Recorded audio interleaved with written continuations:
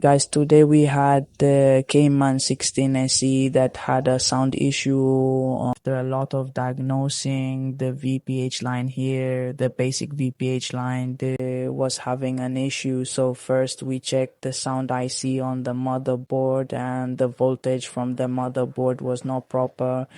After that, we gave it a jumper directly from the first pin in the lower area of the first line for Chida, which started generating voltage, and the sound is working properly as we observed with the Borneo sketch matrix. As you can see, here is the 25 number pin which we need to jumper in Camon 16S here, so that your sound etc. starts working properly.